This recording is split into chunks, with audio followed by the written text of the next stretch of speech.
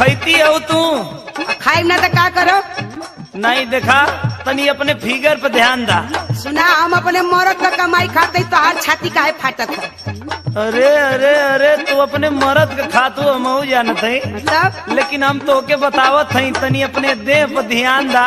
कौन चीज का ध्यान दे?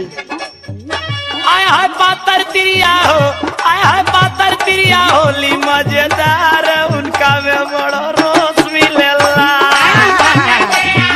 देखा देख तोरा मुंह से यार चुही वाला बा।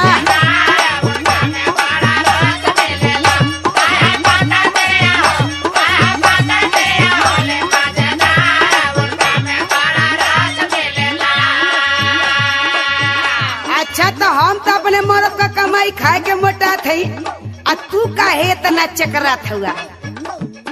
ए भाई, तू इहो कुल कहबू का? काहे ना कहब तो ही कहबा। सुना, सुनावा तो। आय है पातर मर्दा हो, आय है पातर मर्दा होला मजेदार, उनका में बड़ा रस मिलेला।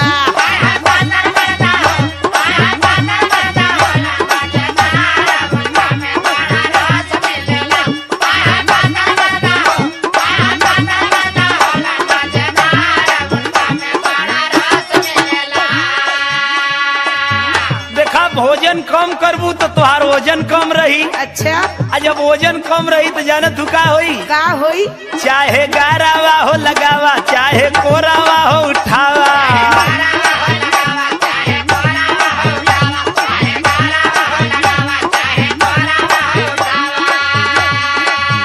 चाहे गारावा हो लगावा, चाहे कोरावा हो उठावा, आया है तनिको नहीं हो, आया है तनिको नहीं लागे वजनदार, उनका में बड़ा रोस मिलेला।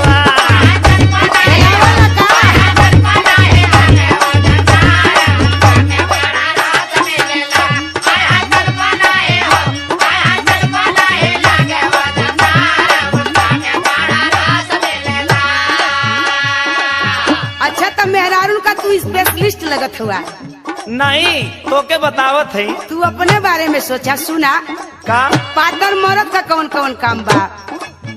चाहे घर हो या सिवान, उनके लागे ना थकान। अच्छा, बड़ा जानकार बड़ू हो। काहे ना जानो, ये का नौकरिया करी लगिया।